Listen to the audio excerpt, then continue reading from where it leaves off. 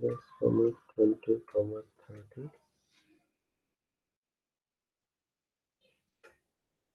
और बी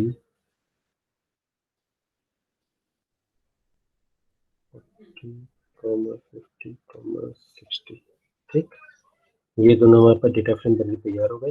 अब हमें प्रिंट कराना है, एक साथ हमको प्रिंट कराना है, तो हम क्या करेंगे, डिस्प्ले का यूज करेंगे, df1, df2। ठीक है, अगर हम df1 या प्रिंट करके भी df1 लिखते हैं तो उससे भी हमारा आ जाता है, बट हमें डिस्प्ले के साथ df1 df2 दोनों एक साथ प्रिंट कर रहे हैं। देन लास्ट लेक्चर में जैसे एक मैंने बताया कि प्रिंट एफ लगा के आप df1 df2 कर सकते हैं, लेकिन उसका जो जीयूआई था वो ज़्यादा बेटर नहीं था। बट डिस्प्ले का यूज़ करने से आपका जीयूआई भी एज इट इज़ अच्छा आता है, जिससे आप समझ सको कि कहाँ से आपकी दूसरा डेटा फ्रेम स्टार्ट हो रहा है। ठीक है, तो आपके यहाँ पर दो डेटा फ्रेम आपके शो हो गए। अब आपको क्या कराना है कि df1 में df2 को अपेंड कराना है। ठीक, तो हमने क्या किया, df1 डॉट अपेंड और df2 कॉल करा दिया। ठीक है, तो df1 में हम df2 करा रहे हैं, इसका मतलब कि पहले हमारा df1 का डेटा फ्रेम आएगा, फिर उसके बाद अपेंड होगा df2। ओके, तो रन करा के देख लेते हैं। ये देखो आपका डेटा फ्रेम क्या था, 142536, 142536, और उसके बाद अपेंड होगी 10, 40, 20, 50, 30, 60। ठीक है, इस तरीके से हम अपेंड कर सकते हैं। अब आप यहाँ देख लो कि इंडेक्स की वैल्यू यहाँ पर क्या आ रही है कि 012 012। अब इस तरह का हमें इंडेक्स नहीं चाहिए फॉर एग्जांपल। ओके, हमें डायरेक्टली एक साथ इंडेक्स चाहिए 0 1 2 3 4 5, लाइक दिस इंडेक्स हमारा चले। तो हम इसके लिए क्या करते हैं कि ये जो इंडेक्स हमारा आ रहा है इसको इग्नोर करते हैं। ठीक है, तो अब इसमें हम पैरामीटर कौन सा यूज करेंगे, इग्नोर इंडेक्स का।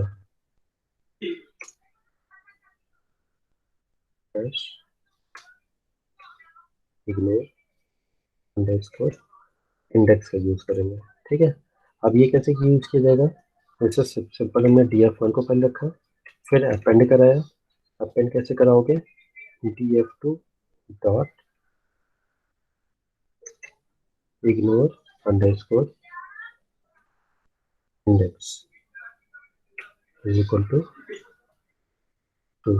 ठीक, अब हमने क्या किया कि df अब यहाँ पर मैं ट्रू और फॉल्स की, क्योंकि इग्नोर इंडेक्स की जो आपकी वैल्यू होती है वो आपकी होती है बुलियन की। ठीक है, आप चाहे यहाँ पर भी देख सकते हो अपेंड के जो पैरामीटर्स है वो कौन कौन से हैं। पहला है आपका इग्नोर इंडेक्स, जिसमें बाय डिफॉल्ट वैल्यू इसकी बुलियन कौन सी होती है, फॉल्स होती है। ठीक है, तो अगर फॉल्स होगी तो इग्नोर इंडेक्स नहीं होगा, अगर हमने ट्रू कर दिया तो इग्नोर इंडेक्स हो जाएगा। तो जैसा हम चाह रहे हैं वैसी वैल्यू आ जाएगी, 0 1 2 3 4 5 6 टाइप से आ जाएगा। ठीक है, तो अब हमने क्या किया, रन करा दिया। कुछ प्रॉब्लम आई है, वो क्या आ रही है, df2 है, df1 and keywords can't be an expression। Okay, sir df2 comma है। ओके करो,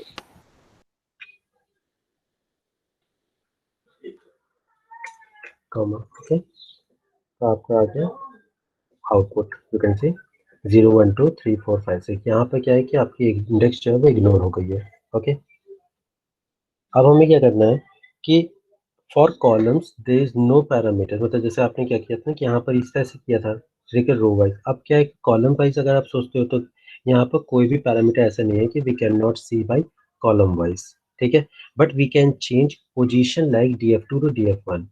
मतलब क्या है कि आपका जो df2 था वो df1 हो जाएगा, जो df1 था वो df2 हो जाएगा, मतलब पहले आपका df2 आ जाएगा फिर उसके बाद df1 आ जाएगा। इस टाइप से आप कर सकते हो। तो आपको क्या करना है यहाँ पर सिंपल, कि जो मैंने यहाँ पर अपेंड कराया था df1 की वैल्यू के साथ df2, तो यहाँ पर df2 की वैल्यू के साथ df1 आप करा सकते हो अपेंड। ठीक है, तो बस क्या करना है, आपको पोजीशनिंग चेंज कर देनी है 2। ठीक, तो आपके df2 की वैल्यूज पहले आ जाएंगी और df1 की वैल्यूज बाद में आ जाएंगी। सेम एज इट इज आप यहाँ पर भी कर सकते हो, इग्नोर इंडेक्सिंग के साथ आप इसका यूज कर सकते हो। तो आपने यहाँ पर df2 कर दिया, यहाँ पर df1 कर दिया, इग्नोर इंडेक्स लगा दिया, तो आपका 0 1 2 3 4 5 6 एज इट इज सेम आ जाएगा यहाँ पर। ठीक है, से यहाँ पर these values are from df2, these values are from df1, तो df2 में आपका df1 अपेंड कर दिया गया। इस टाइप से आप अपेंड का यूज करते हो। अब क्या आता है कि when column will be different. ठीक है, अभी मैंने क्या किया था, आपके जो ए बी सी डी थे, वो सॉरी ए बी था, दोनों कॉलम्स में सेम थे, ठीक है। जो कॉलम नेम कॉलम लेबलिंग थी आपकी ए और बी थी। अब ये मान लो कि ए बी और सी डी हो जाए, तब क्या होगा? तो देखते हैं कैसे करेंगे हम उसको। सेम आपको इसी कॉपी कर लेना है।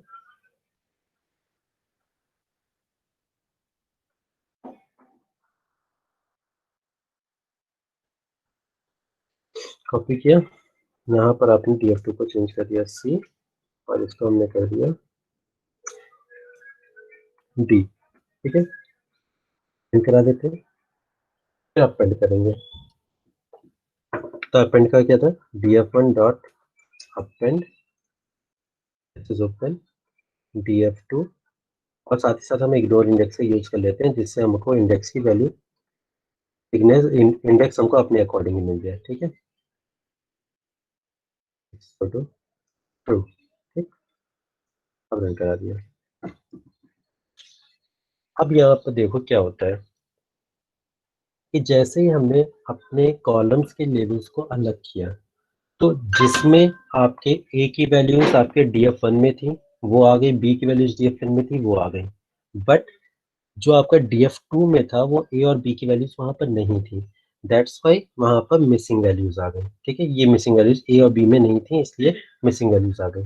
सेम टू सेम आपका जब df2 आपका अपेंड हुआ df1 में, तो क्या हुआ, ये सी और डी की वहां पर वैल्यूज नहीं थी, इसलिए वहां पर मिसिंग वैल्यू आ गई, नल वैल्यू आ गई, एन शो कर रहा है। और यहाँ पर आपकी सी और डी की वैल्यूज आ गई जो df2 की थी। एज इट इज, अगर सेम टू सेम आप उसमें करना चाहते हो अपेंड df2 टू df1, तो भी वही चीज आएगी। यहाँ पर आपका एन वैल्यूज हो जाएगी और यहाँ पर आपके एन वैल्यूज हो जाएंगी। एक बार चेक कर लेते हैं। आपने df2 को df1 में इंटरचेंज कर दिया, तो पोजिशनिंग इनकी चेंज हो जाएगी, df2 टू df1।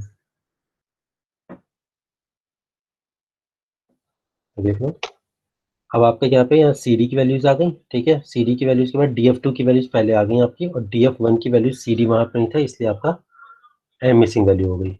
यहाँ पर डेटा फ्रेम 2 आया है, तो डेटा फ्रेम 2 में आपकी क्या है कि, या सॉरी, डेटा फ्रेम 1 में आपका ए बी की वैल्यूज नहीं थी, तो मिसिंग वैल्यू आ गई, डेटा फ्रेम 1 की वैल्यू आ गई, और सी और डी की वैल्यू नहीं है, ठीक है। तो यहाँ पर इस टाइप से आप अपेंड का यूज करते हो, ठीक है। अब हम आते हैं पाइवट टेबल में। आपको मैंने पाइवट टेबल बताया था कि आप थोड़ा सा पढ़ लेना उसके बारे में। कोई मुझे बताएगा पाइवट टेबल होता क्या है आपका?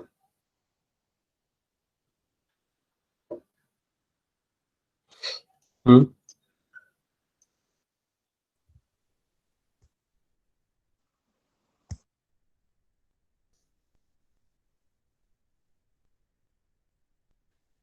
कोई बता दे मुझे, पाइवट टेबल आपका होता क्या है, क्या यूज होता है उसका? लास्ट लेक्चर की में मैंने बोला था पाइवट टेबल में, एक बार देख लेना आप सब लोग।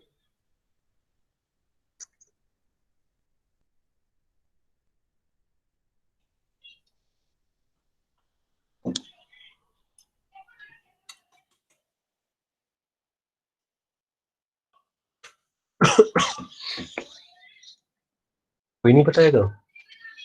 एनीवेज, पाइवट टेबल में क्या होता है कि अगर हमारे पास कोई डेटा फ्रेम है, तो उस डेटा फ्रेम से हम डिफरेंट डिफरेंट टाइप्स की क्वेरीज निकाल के उनको शो कर सकते हैं, रिप्रेजेंटेशन फॉर्म में चेंज कर सकते हैं, ठीक है।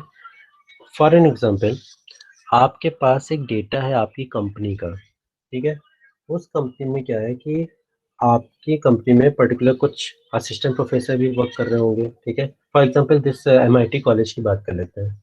एमआईटी कॉलेज में क्या है कि कुछ आपके असिस्टेंट प्रोफेसर्स होंगे डिफरेंट डिफरेंट डिपार्टमेंट्स में, आपके प्रोफेसर्स होंगे डिफरेंट डिफरेंट डिपार्टमेंट्स में, आपके एसोसिएट प्रोफेसर्स होंगे डिफरेंट डिफरेंट डिपार्टमेंट में, ठीक है। उसी की एक लिस्ट बनी है।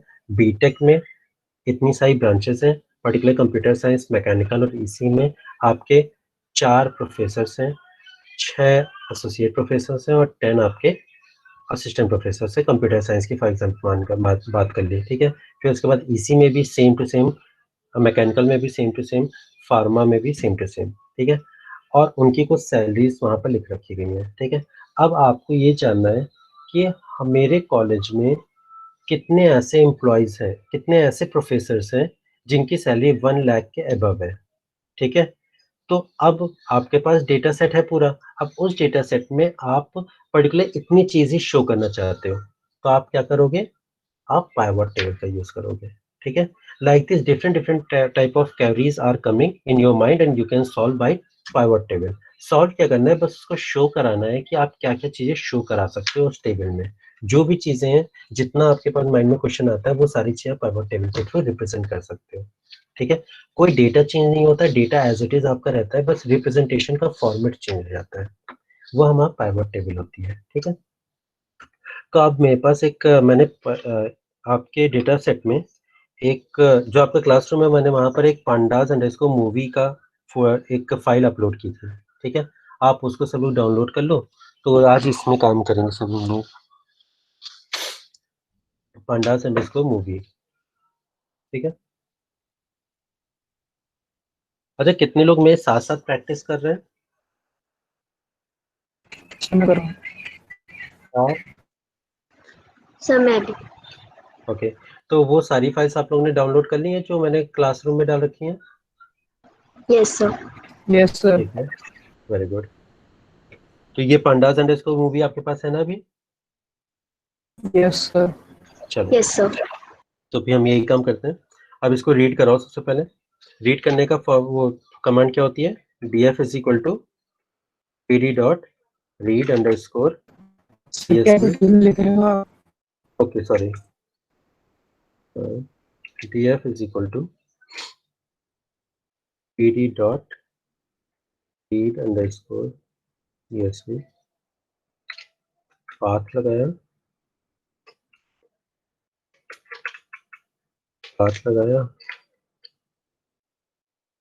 और file name pandas underscore movie dot csv। इसको क्लोज रन करा के देखते हैं।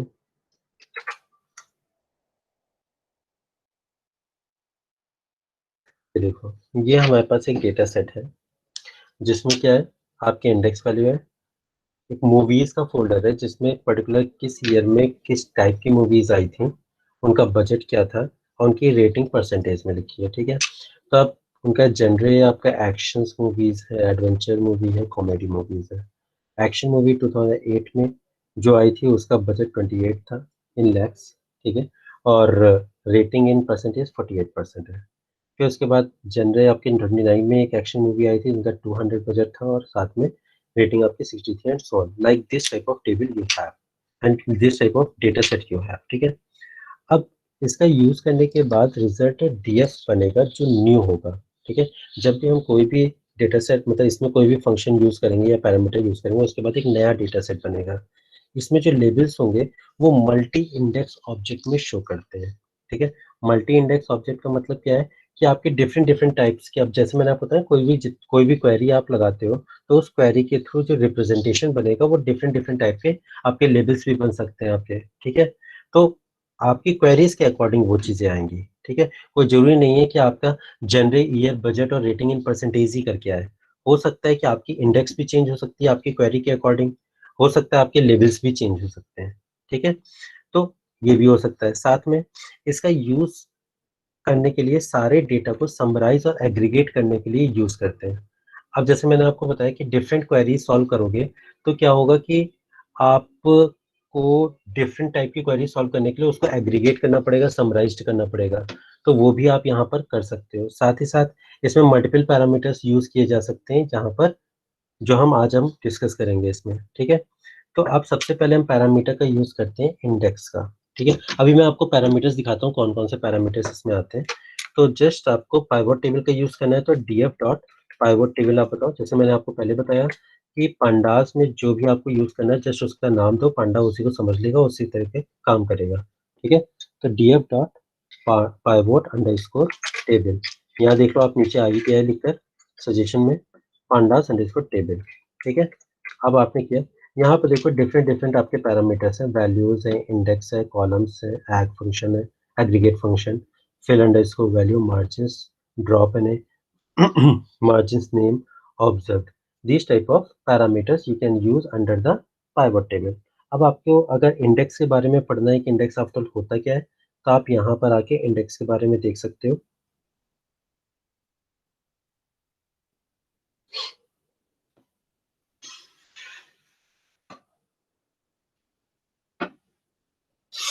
इंडेक्स में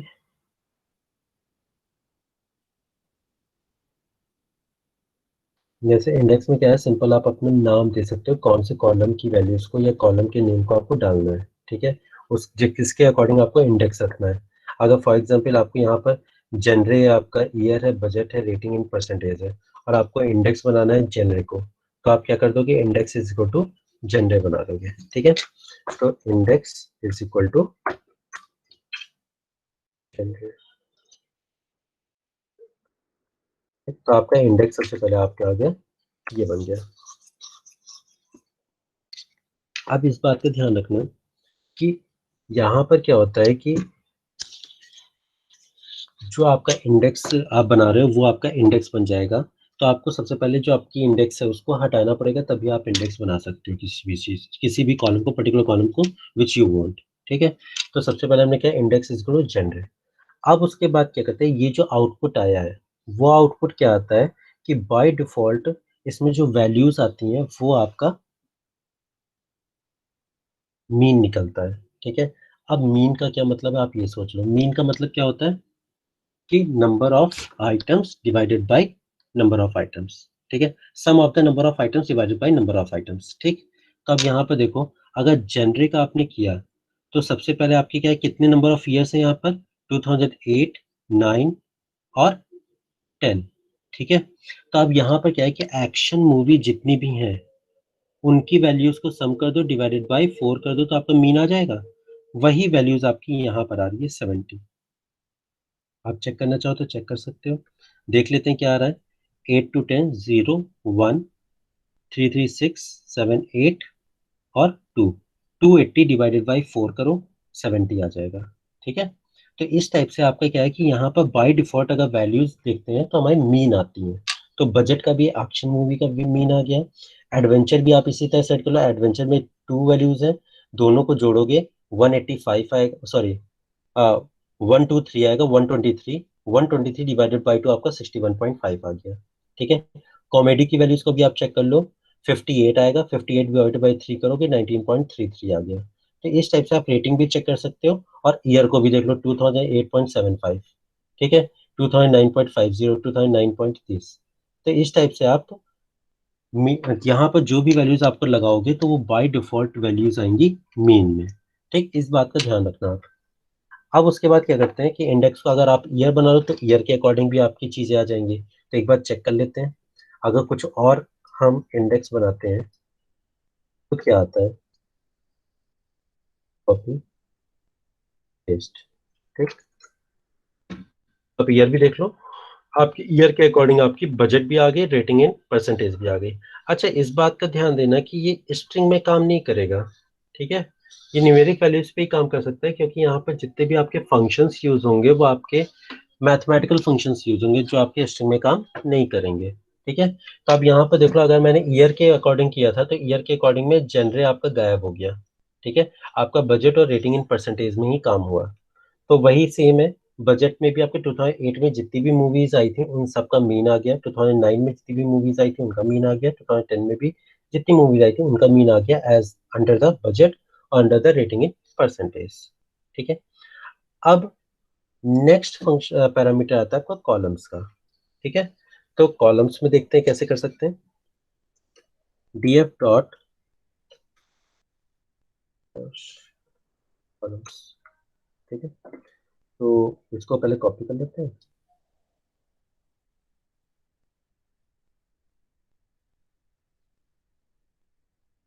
इंडेक्स हम पहले जनरे को ही रख लेते हैं,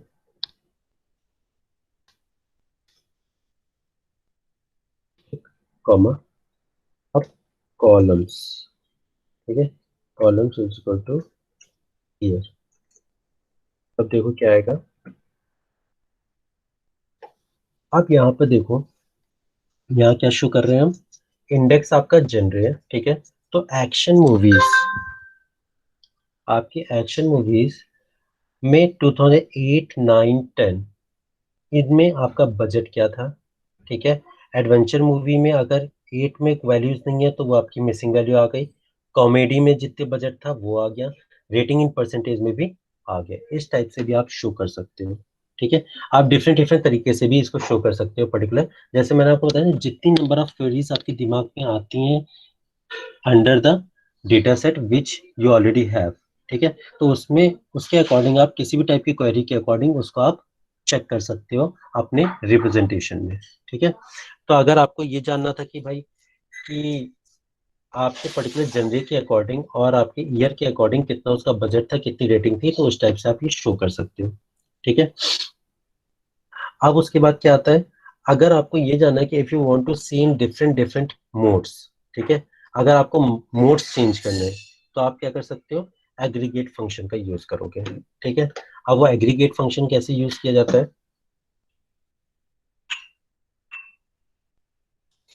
अभी का जैसे यहाँ पर है ना, 2008 में आपके जो एक्शन मूवी थी तो उसका आपका एग्रीगेट आ जाएगा, ठीक है। तो जब चेक कर लेते हैं,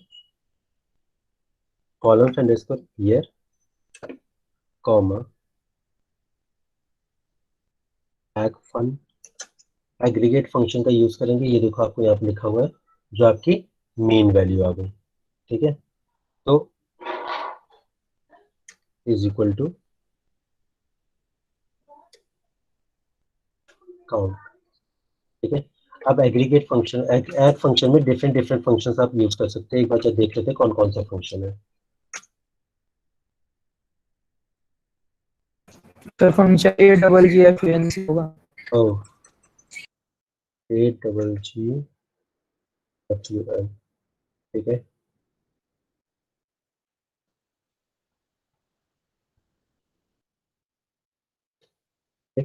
तो बाय डिफॉल्ट तो इसका मीन ही होता है, बट यहाँ पर मैं क्या करता हूँ, काउंट का यूज करता हूँ।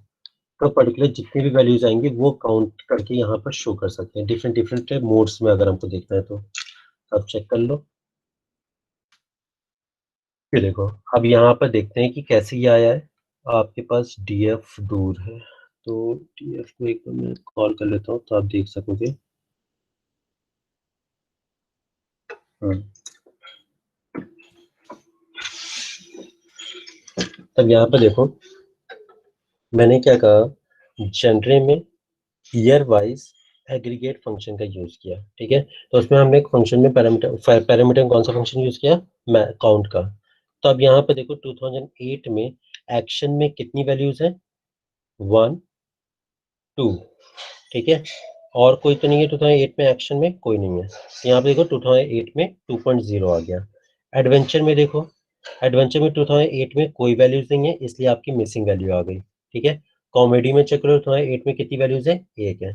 तो आप इस तरह से चेक कर सकते हो कि पर्टिकुलर कितनी मूवीज आई थी, action movie, adventure movie, comedy movie, year wise, ठीक है। अब आपको देख लो, जैसे आप कोई मैक्सिमम देखना चाहो, आपको मैक्सिमम वैल्यू किसकी थी, ठीक है, तो वही चीज आप यहाँ पर काउंट की जगह मैक्स का यूज कर सकते हो। तो जो वहां पर वैल्यू मैक्सिमम होगी वो वैल्यू आपकी शो हो जाएगी यहाँ पर। ये देखो, अब एक्शन में देख लेते हैं 2008 में। 2008 में बजट की मैक्सिमम वैल्यू क्या थी, 8, 8, 28, 32। यहाँ पर देखो 32 आ गया, ठीक है। 2009 में एक्शन मूवी की मैक्सिमम वैल्यू क्या थी बजट में, एक्शन में 2009 की वैल्यू 200 है और एक्शन में 2009 की वैल्यू कोई नहीं है तो 2000 आ गई, 200 आ गई, ठीक है। तो लाइक दिस आप इसमें भी देख सकते हो। अब आपको सम करना हो तो सम भी कर सकते हैं, ठीक है। तो इसी को कॉपी करते हैं, मैक्स की जगह सम फंक्शन का यूज कर लेते हैं। तो यहाँ पर सम भी कर सकते हैं। एक्शन मूवी में 2008 में जितनी भी मूवीज थी उनकी बजट का सम है ये, ठीक है। तो आप एक बार चेक कर लो कि सम सही है कि नहीं।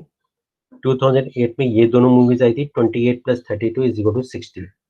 यहाँ पर भी देखो 60 आंसर आ रहा आपका होगा, ये आ रहा है, ठीक है। तो लाइक दिस आप कर सकते हो। अब if you want to fill any value in any NaN, अगर यहाँ पर जो मिसिंग वैल्यूज हैं इन किसी भी मिसिंग वैल्यू में आप कोई भी वैल्यू फिल करना चाहते हो, तब क्या होगा, ठीक है, तब कैसे करेंगे। बट एक बात का ध्यान रखना कि जब भी आप कोई भी वैल्यू फिल करोगे डेटा सेट में, वो सेम वैल्यू ही आएगी, ठीक है। You have to remember values can come only one value, not different different values, okay. तो आप जरा एक बार देख लेते हैं कि कैसे होगा। उसके लिए हम क्या यूज करते हैं, फिल वैल्यू का, ठीक है। कॉपी किया, पेस्ट किया, एग्रीगेट फंक्शन हम हटा देते हैं अभी फिलहाल, और हम क्या यूज करेंगे, फिल वैल्यू का, फिल अंडरस्कोर वैल्यू, ठीक है। और यहाँ पर फॉर एग्जांपल मैंने मान लिया क्या वैल्यू डालनी है, अपना नाम ही मैंने डाल दिया उमंग, ठीक है। तो अब इसको रन करा के देखते हैं। तो यहाँ पर आप देखो, पहले मिसिंग वैल्यूज जहां जहां होंगी वहां वहां आपका ये फिल वैल्यू उमंग आ जाएगी, ठीक है। ये चेक कर लेते हैं।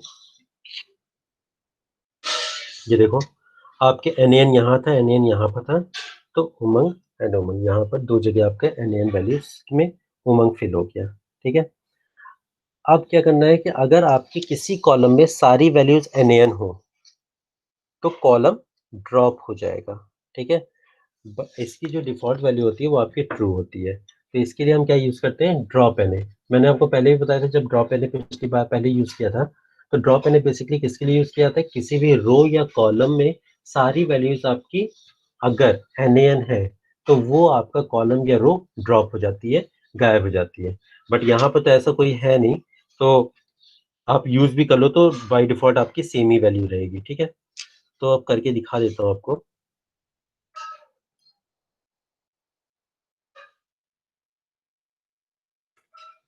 Comma drop N is equal to true,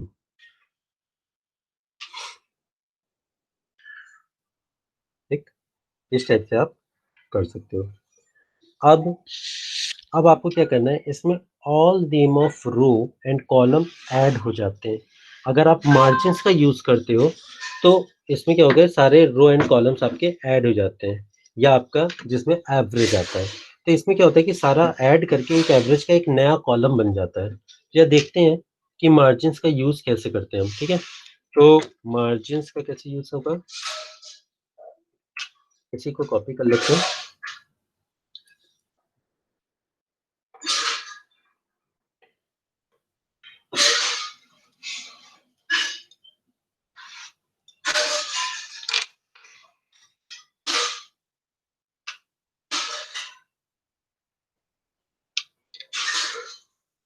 value हटा देता हूँ मैं, थोड़ा सी इसकी वैल्यू 0 कर देता हूँ, ठीक है।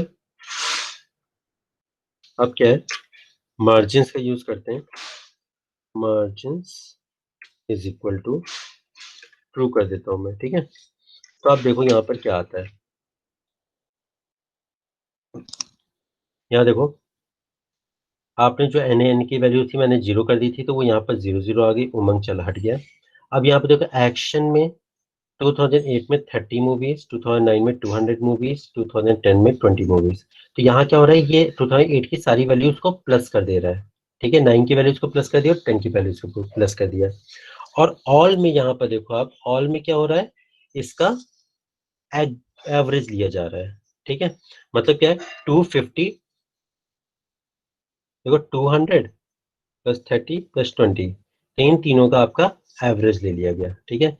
यहाँ पर भी आपका एवरेज लिया गया, यहाँ पर भी आपका एवरेज लिया गया, ठीक है। तो इस तरीके से आपका एवरेज लिया जाता है, और यहाँ पर भी आपका एवरेज ले लिया गया पूरा, ठीक।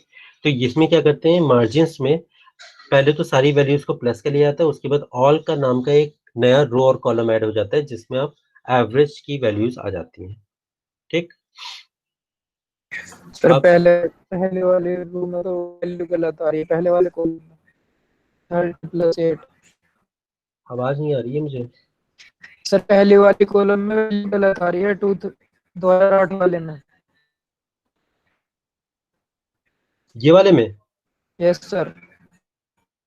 30 प्लस 8 38, 38 डिवाइड बाई 3, नहीं सॉरी, हाँ क्या प्रॉब्लम आ रही है, सही तो है। सर 38 डिवाइडेड बाय 3 तो 12.66 होगा ना। हाँ सॉरी 38 हाँ यार 22.666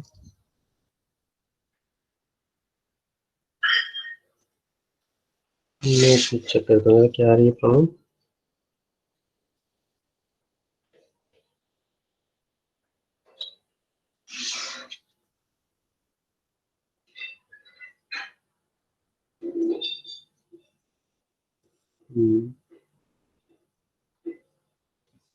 मे बी में शायद डेटा सेट में कुछ प्रॉब्लम आ रही होगी, इसको जो बाद में सर देखते हैं ये वाला। हाँ सर बोलो। जहाँ पे भी एन वाली वैल्यू आ रही है ना, जहाँ पे हमने जीरो रखी है वहीं पे हर जगह वैल्यू गलत आ रही है। जहाँ पे जीरो आ रही है वहाँ पे देख लो 2008 में रेटिंग में भी गलत आ रही है। हाँ तो एन वैल्यूज की शायद कुछ प्रॉब्लम्स आ रही हो, उसकी वजह से ये चीज़ आ रही है, ठीक है। तो बट यहाँ पर क्या होता है कि इन दोनों का यहाँ पर जो भी वैल्यूज आती है उनका सम लिया जाता है, साथ साथ आपका एवरेज लिया जाता है, ठीक है। इस बात का ध्यान रखना। जहाँ पर अगर वैल्यूज मिसिंग वैल्यूज को एक बार एक्सेप्शनल मान लो, बट बाकी चीज़ों में आपका यही लगता है कि पहले सम होगा फिर उसके बाद एवरेज आएगा, ठीक है। एक बार जब चेक करके सर भी देख लेते हैं। हाँ सर फी वैल्यू में हमने जीरो स्ट्रिंग रखी थी, यहाँ पे कोई न्यूमेरिक वैल्यू डाल सकते हैं हम? आवाज़ तो बहुत ज़्यादा डिस्टॉर्टेड आ रही है, मुझे समझ नहीं आ रहा क्या कह रहे हो। सर जो फिल वैल्यू में हमने स्ट्रिंग डाली है जीरो, हम्म यहाँ पे हम कोई न्यूमेरिक वैल्यू नहीं डाल सकते, जैसे 23 मतलब कुछ भी डाल स्ट्रिंग। सकते हो, कुछ भी तो डाल सर सकते अगर हो। अगर हम कुछ न्यूमेरिक वैल्यू डालेंगे तो फिर एवरेज सही आएगा इनका? एक बार चेक करके देख लेते हैं। लेकिन यहाँ पे एज ए स्ट्रिंग हमने डाली है वैल्यू, आप न्यूमेरिक वैल्यू डाल के देखो। 0 फॉर एग्जाम्पल डालते हैं, अब आएगी देखो, अभी भी वही प्रॉब्लम आ रही है।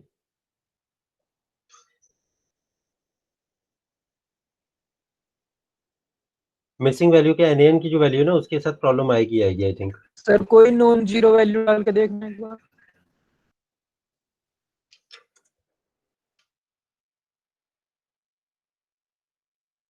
सेम। सर एन की गड़बड़ है कुछ। मिसिंग वैल्यू के साथ ही प्रॉब्लम है, बाकी आपकी सारी वैल्यूज सही आएंगी, ठीक है। अब जब एक बार इसको चेक करके देख लेते हैं, बाकी वैल्यू जो मिसिंग वैल्यूज को उसको ड्रॉप करके बाकी चीजें चेक करते हैं, ठीक है। तो आप चेक कैसे करोगे, आप वो चेक करके देखते हैं कि सम के सम भी आ रहा है कि नहीं और उसका एवरेज आ रहा है कि नहीं, तो इसको चेक कर लेते हैं ठीक से। तो कॉलम्स एंड ईयर तो ठीक है। यहाँ पर क्या किया, एग्रीगेट फंक्शन को यूज किया, इज इक्वल टू सम का यूज कर लेते हैं यहाँ पर, ठीक है। और मार्जिन टू लगा देते हैं, ठीक है। फिल वैल्यू को हटा देते हैं जरा एक बार, ओके।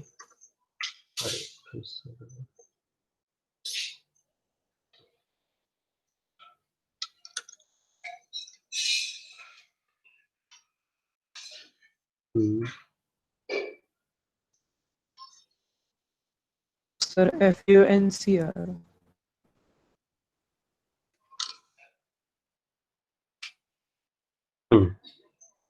यहाँ चेक कर लो सही आ रहा है कि नहीं। समीशन आपका 68, 248, 145 और यहाँ पर भी 280, इस तरीके से आपका यहाँ समीशन आ जाता है, ठीक है। और उसके बाद हम एग्रीगेट ले लेते हैं, ठीक है। तो इस तरीके से हम एग्रीगेट फंक्शन के साथ मार्जिन का भी यूज कर लेते हैं, ठीक। अब क्या है, एक मेल्ट फंक्शन यूज करते हैं, ये डेटा को रीशेप करता है, अलग अलग तरीके से हम डेटा को देख सकते हैं, ठीक है। तो मेल्ट फंक्शन कैसे यूज होगा,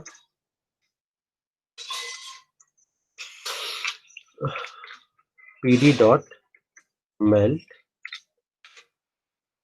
df, ठीक।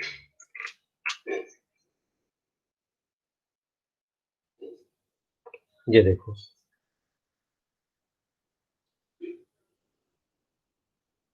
देख रहे हो ये कैसे रीशेप हो रहा है, कि हर एक जनरस वैल्यू में आपका वैल्यूज उसकी क्या है वो चीज आती है, एक वेरिएबल लेता है, एक वैल्यूज होती हैं। तो उसके अकॉर्डिंग हर एक जनरे में एक आपने जो इंडेक्स ले रखा है, यहाँ पर देखो हम ऊपर से लेकर अभी तक जो वेरिएबल है वो आपका इंडेक्स वैल्यू है, और बाकी सारी उसकी वैल्यूज होंगी डेटा वैल्यूज। तो हर एक इंडेक्स वैल्यू के लिए कितनी डेटा वैल्यूज है वो सारी यहाँ पर शो करता है। तो जनरे में आपके ये एक्शंस हैं, ईयर में आपकी क्या है, ये सारी डेटा वैल्यूज है, बजट में ये सारी डेटा वैल्यूज है, रेटिंग इन परसेंट में ये सारी वैल्यूज है। तो जो भी आपकी इंडेक्स होंगी उस इंडेक्स के अकॉर्डिंग सारी डेटा वैल्यूज उनके सामने शो होंगी। ठीक है, अब कुछ पैरामीटर्स हैं मल्टीकेस फंक्शन के साथ, वो कौन कौन से हैं देखते हैं। पीडी डॉट मेल्ट, पैरामीटर्स हम लाते हैं आईडी अंडरस्कोर var, ठीक है, वेरिएबल्स। तो आईडी अंडरस्कोर vars vars। अब इसका क्या काम है, ठीक है, आप जरा देखो, आईडी अंडरस्कोर vars आपको सबको दिख रहा होगा। इसका क्या काम है, टपल से लिस्ट और एनडी एरे ऑप्शनल में आता है, कॉलम्स को यूज करके आइडेंटिफायर वैल्यूज आती हैं इसमें। ठीक है, अब कौन सी आइडेंटिफायर वैल्यू, अगर हमने इसको फॉर एग्जांपल दी है जनरे को ही आइडेंटिफायर वैल्यू दे दी, ठीक है, तो जनरे को उठा लेते हैं।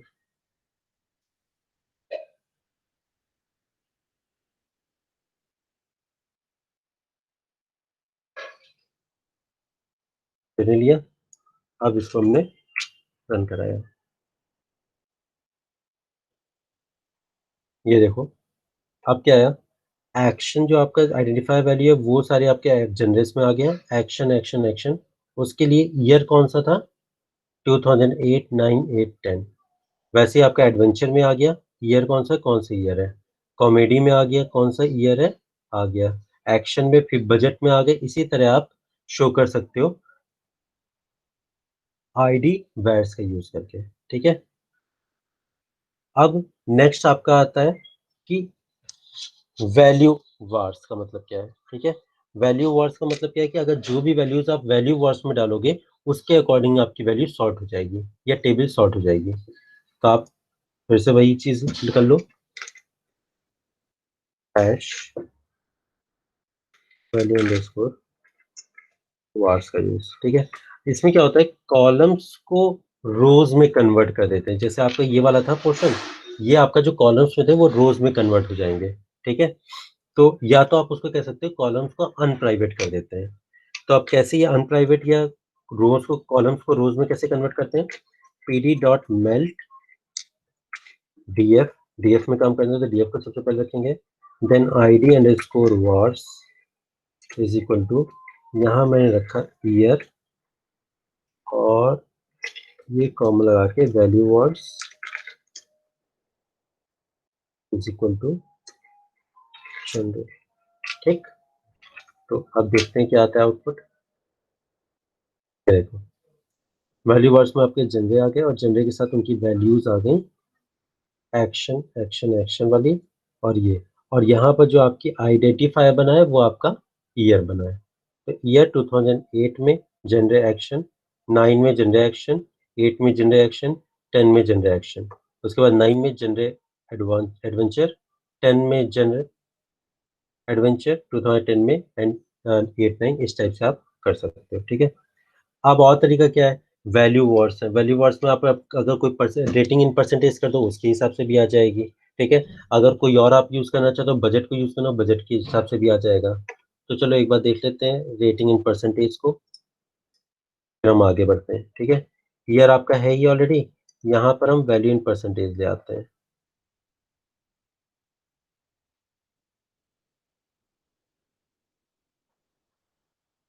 रेटिंग इन परसेंटेज,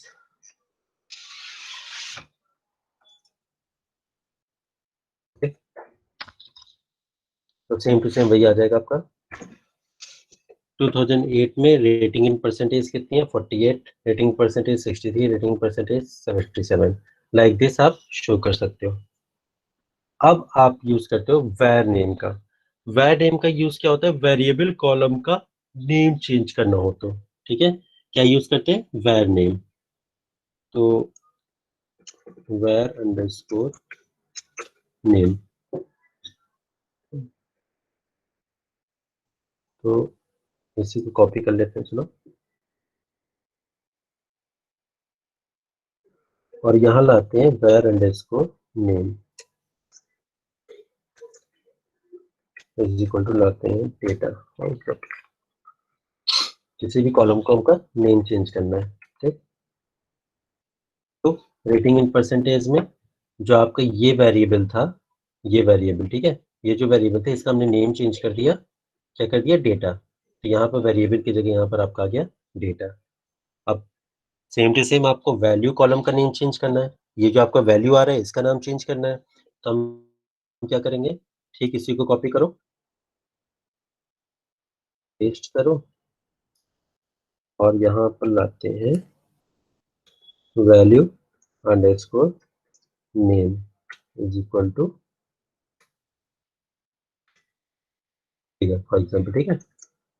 देख लो आप, डेटा और फिगर, डेटा एंड फिगर।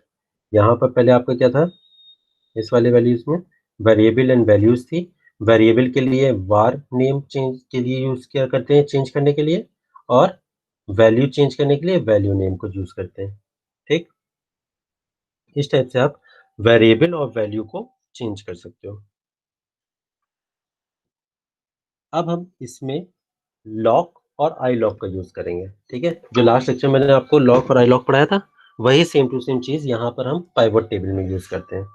तो सबसे पहले उसके लिए तो हम डीएफ कॉल कर लेते हैं, ये हमारे पास डीएफ आ गया। अब लॉक आई लॉक में क्या है कि ग्रुप रोज एंड कॉलम को लेबल के थ्रू एक्सेस करना है, एज मैंने आपको पहले ही बताया था। बट आई लॉक में केवल आप न्यूमेरिक एक्सेस होते हैं, न्यूमेरिक के थ्रू एक्सेस कर सकते हैं।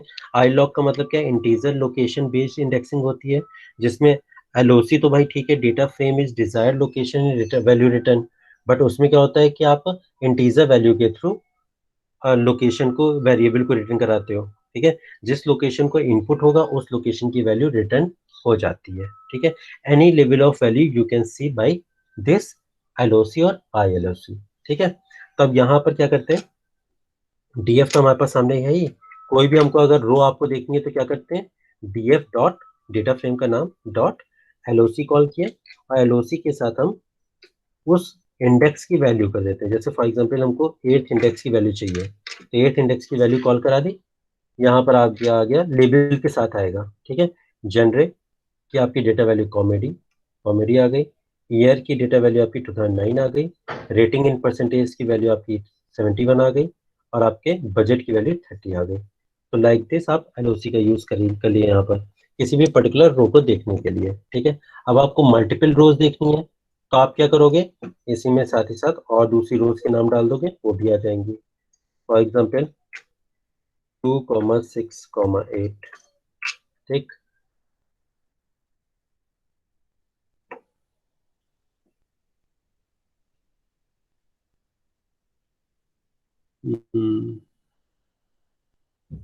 Okay,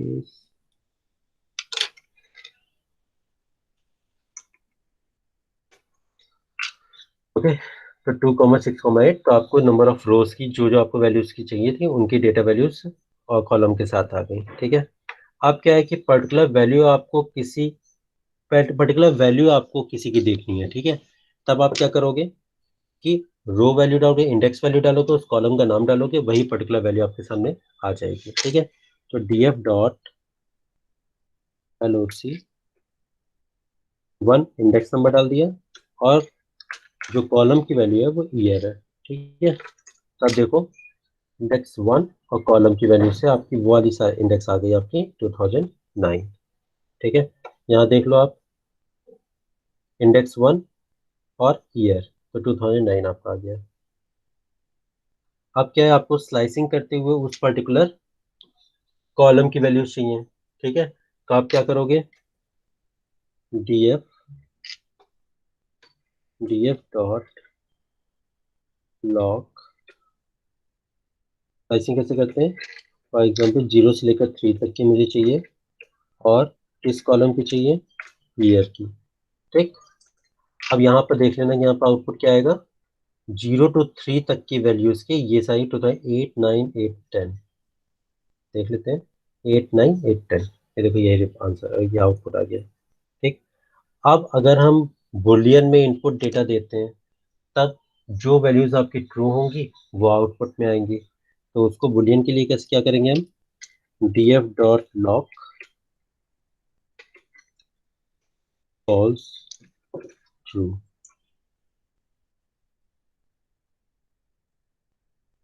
Copy.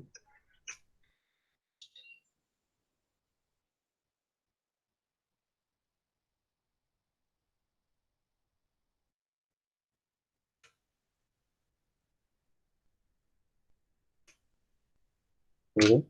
1 2 3 4 5 6 7 8 9 10. हमारे पास यहाँ पर 8th इंडेक्सिंग है, तो ये हमें 10 नहीं चाहिए, 8th ही चाहिए। ठीक, रन करा दिया। अब जहां जहां आपका ट्रू था वही इंडेक्स की वैल्यूज आपकी आएंगी 8 इंस्टेड ऑफ 9। 0 to 8 थी, इसलिए एक और आएगा false। यहाँ देख लो, 0 1 प्रिंट हुआ, 2 3 प्रिंट हुआ, 4 प्रिंट हुआ, 5 6 प्रिंट हुआ, 7 प्रिंट हुआ। ठीक है, जहां जहां आपकी बुलियन वैल्यू ट्रू थी वही वाली रोज आपकी प्रिंट हुई है। अब साथ ही साथ लॉग फंक्शन के साथ आप क्या लगा सकते हो, कंडीशनल पैरामीटर भी लगा सकते हो। कंडीशनल पैरामीटर्स कैसे लगवाओगे, df डॉट loc df, और किसी बजट में फॉर एग्जांपल आपने लगा दिया, बजट लगा दिया, बजट में आपको क्या लगाना है, कंडीशन लगा दी लेस देन 100 की। ठीक है, तो वो सारे रोज की वैल्यूज आ जाएंगी जो जिनकी बजट आपका 100 से कम है। तो देखते हैं, देखो 100 से जितने भी कम आपके बजट थे वो सारी वैल्यूज आपकी आ गई। कंडीशन चेंज करके देख लेते हैं, और कंडीशन के साथ हमको ये दिखाना है कि अगर बजट 200 से कम है, ठीक है, वो तो चाहिए लेकिन मुझे केवल ईयर चाहिए। ठीक है, तब हम क्या करेंगे, तो कॉपी कर लेते हैं, और कॉपी के बाद पेस्ट किया, पहले कंडीशन चेंज की, 200 कर दी, और मुझे आउटपुट में चाहिए केवल ईयर का कॉलम। ठीक है, तो यहाँ पर आपने ईयर लिख दिया, अब रन करा दिया, तो वही कॉलम्स आएंगे, वही कॉलम के ईयर वही आएंगे जहां पर आपके 200 से कम है वैल्यू। तो यहाँ बजट की वैल्यू देख लो जरा, यहाँ पर किसकी थी, फर्स्ट की थी 200, तो फर्स्ट इंडेक्स छोड़ के बाकी सारी वैल्यूज आपकी आ गई। ठीक, तो इस टाइप से आप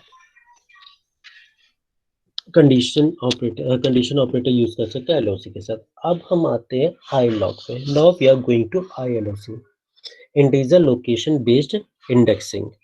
यहाँ क्या होता है, नंबर से रो कॉलम एक्सेस कर सकते हैं, जैसे मैंने आपको पहले भी बताया था। ठीक है, डेटा सिलेक्शन परफॉर्म करते हैं। अब डेटा सिलेक्शन परफॉर्म कैसे करते हैं, जैसे सिंपल सी बात है, जैसे लॉक के साथ मैंने पर्टिकुलर रो का इंडेक्स दिया था, वैसे यहाँ पर iLoc के साथ भी पर्टिकुलर रो का इंडेक्स दे सकते हैं। df डॉट ILOC, ओके, 2 डाल दिया, आउटपुट आ गया। ठीक है, सेकेंड रो आपकी शो हो गई विथ लेबल। नंबर ऑफ आपको चाहिए, मल्टीपल रोज चाहिए, तो मल्टीपल रोज भी आपकी ऐसे ही कर सकते हैं, 1 2 7, तो मल्टीपल भी आ जाएंगे आपके। आपके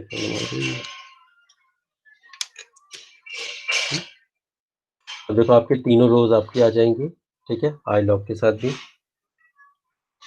नेक्स्ट आपका है अब df डॉट ILOC, स्लाइसिंग भी करके देख लेते हैं, 0, अब आ गया, देखो 0 इंडेक्सिंग थी, तो 0 इंडेक्सिंग की वो सारी वैल्यूज आ गई। ठीक है, अब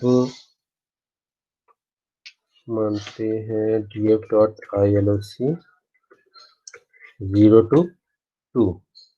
ठीक है, सिंपल सी बात है, दो ही को मैंने ILOC कॉल कर लिया, जैसे 0 और 2 भी आ गया। अब इसके बाद बुलियन आपको देनी है, बुलियन भी आप दे सकते हो, df डॉट ILOC। ठीक है,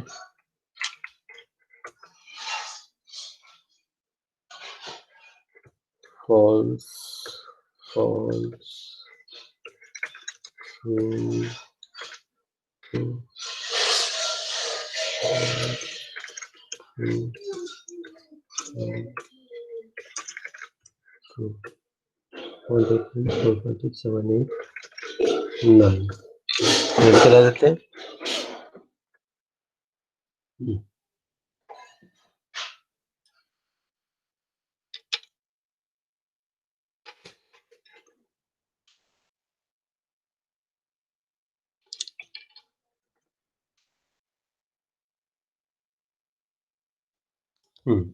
तो जहाँ जहाँ आपकी ट्रू बुलियन वैल्यू थी वो आपके इंडेक्सेस शो हो जाएंगी।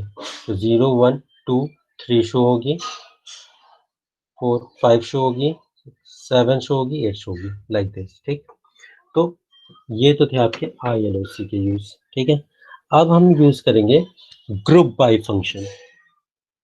अब ग्रुप बाय फंक्शन में क्या होता है कि डेटा को स्प्लिट करते हैं इनटू ग्रुप्स में। इसे यूज करते हैं, ऑपरेशन होती है इसमें, कई ऑपरेशंस होते हैं जिनको हम ऑपरेशंस को यूज कर सकते हैं, जैसे स्प्लिटिंग ऑब्जेक्ट होता है, अप्लाइंग अ फंक्शन होता है, कंबाइन द रिजल्ट होते हैं। तो हम देखते हैं। फिलहाल सबसे पहले हम डीएफ को कॉल कराते हैं और just wait for 2 minutes, I will come back. Okay,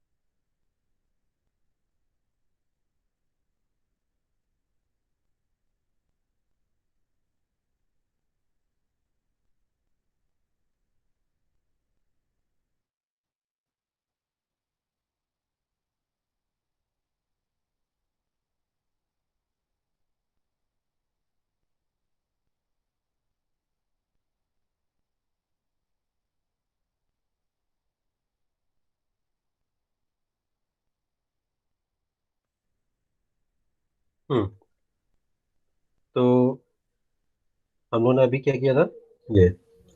अब हम क्या यूज करेंगे, ग्रुप बाय फंक्शन को। ओके, तो ग्रुप बाय फंक्शन, जैसे मैंने आपको बताया, ग्रुप बाय फंक्शन डेटा को स्प्लिट करने के लिए काम किया जाता है। ठीक है, इसमें क्या होता है, नंबर ऑफ ऑपरेशंस यूज करते हैं, लाइक आप स्प्लिटिंग ऑब्जेक्ट को यूज कर सकते हो, अप्लाइंग अ फंक्शन को यूज कर सकते हो, या कंबाइन द रिजल्ट को यूज कर सकते हो। ठीक है, तो सबसे पहले हम ग्रुप बाय फंक्शन को क्या, कैसे आप ग्रुप्स में चेंज करते हो, ठीक है, स्प्लिट कैसे करते हैं ग्रुप्स में। तो सबसे पहले आपने डीएफ तो कॉल करा लिया। ठीक है, अब डीएफ के बाद आपको, जैसे कोई एक मैंने ग्रुप बाय फंक्शन के लिए जीबी वेरिएबल ले लिया। ठीक, और उसके बाद df dot group bye function को हम कॉल कराएंगे। ठीक है, ग्रुप बाय। अब क्या करेंगे हम, bracket open, by is equal to, कोई आप ऑब्जेक्ट ले लो। ठीक है, सॉरी, ये इंडेक्स ले, इंडेक्स नाम ले लो और चेक करो।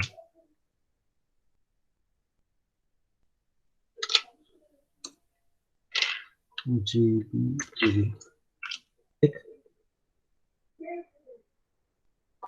अब यहाँ देखो क्या आ रहा है, group by dot generic data frame group by object at this.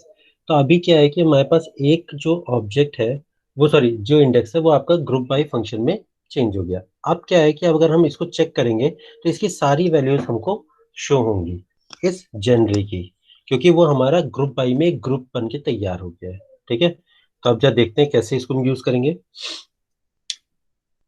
db is equal to df dot group by is equal to genre dot group, ठीक, ग्रुप्स। अब इसको हमने कॉल कराया। अब यहाँ आउटपुट आप देखना क्या आता है। देखो आप, एक्शन में 4 वैल्यूज है, एडवेंचर में 2 वैल्यूज है, कॉमेडी में 3 वैल्यूज है। तो आप यहाँ पर देख लो कैसे कैसे आ रही हैं कि 4 वैल्यूज क्या है, एक्शन में आपकी 4 वैल्यूज है, देख लेते हैं जरा। 0 1 2 3 4 वैल्यूज आ रही हैं आपकी यहाँ पर। ठीक है, एडवेंचर में 2 वैल्यूज आएंगी 4 एंड 5, एंड कॉमेडी में 6 7 8 6 7 8। Like this you can show in the group.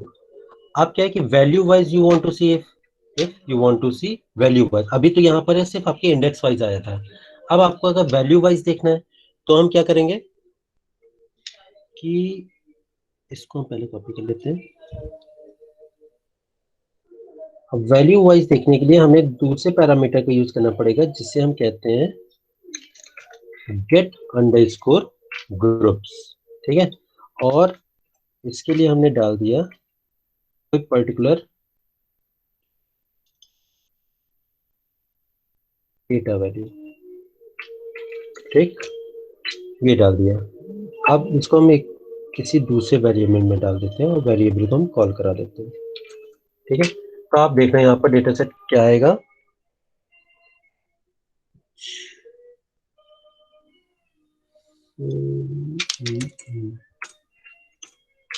Hmm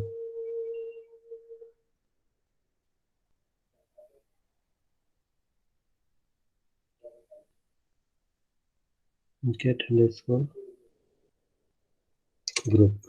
okay, now you can see आपको डेटा वैल्यू वाइज चाहिए था, तो आपको यहाँ पर एक्शन की सारी वैल्यूज आपको दिख जाएंगे यहाँ पर कौन कौन सी वैल्यूज आपकी आई हैं। ठीक है, फिर से आप एक बार क्या देख लेते हैं, जीबी को कॉल कराते हैं, जीबी। ठीक, ये आपके पास था। अब आप क्या है कि सम करते हो जैसे फॉर एग्जांपल। ठीक है, तो यहाँ पर अगर सम करना है तो सम अगर हम GB1 का सम करते हैं, ठीक है, GB1 डॉट सम, मैथमेटिकल फंक्शन का भी यहाँ पे यूज कर सकते हैं आप। यहाँ चेक करो, जनरे में एक्शन एक्शन एक्शन एक्शन 4 बार समीशन हो गया क्योंकि आपके पास 4 बार एक्शन था वहां पर। ठीक है, GB1 में 4 बार एक्शन। अब ईयर में आप देखो 8035, 8035 का मतलब क्या है, इन चारों का समीशन हो गया 10 टू 8 18, 18 टू 9, 18 टू 9 27, 27 प्लस 8 35, तो 8035 आ गया। इनका समीशन कर दिया 280 आ गया, इसका समीशन कर दिया 221 आ गया। इस टाइप से आप समीशन का यूज कर सकते हो। आपको मैक्सिमम वैल्यू देखनी है, यहाँ पर मैक्सिमम वैल्यू भी आप देख सकते हैं इसकी। तो बस क्या करना है आपको, मैक्स लिखना है, रन करा देना है, GB1 मैक्स आ गया आपका। तो ये मैक्सिमम वैल्यू हो गई। अब उसके बाद क्या है कि आपको GB1 डॉट एग्रीगेट लेना है। तो क्या लिख सकते हैं, मैक्स। अब एक साथ आपको हर एक चीज का लेना है। ठीक है, आपने क्या किया कि यहाँ पर अपने मैक्स और सम तो निकाल लिया, अब इसी तरह आपको तीनों चीजें एक साथ चाहिए। ठीक है, तो आप क्या करोगे, मैक्स लिया, ठीक है, कॉमा सम भी ले लो आप, कॉमा मीन भी ले लेते हैं, चलो ठीक है। तब तीनों चीज आपको GB1 की चाहिए, तो क्या आएगा देख लेते हैं। मैक्सिमम जनरे भी आ गया, ईयर भी आ गया, बजट भी आ गया, रेटिंग परसेंटेज, मैक्सिमम, सम और मीन, सारे फंक्शंस आपके एक साथ इस तरह से आप देख सकते हो। तो ये थे आपके सारी चीजें पांडास की, जिसमें हमने आज ग्रुप बाय पढ़ा, पाइवट टेबल पढ़ी, और फर्स्ट वाला टॉपिक क्या था आपका?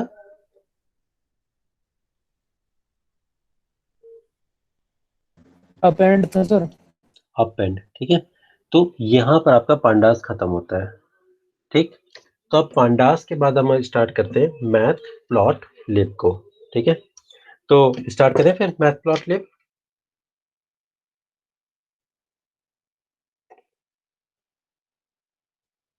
आवाज नहीं आ रही? सर 2 मिनट रुक जाओ, इसमें देख लेंगे, कोई कंफ्यूजन होगा तो पूछ लेंगे। चलो अच्छा देख लो, वेट कर देता हूँ मैं।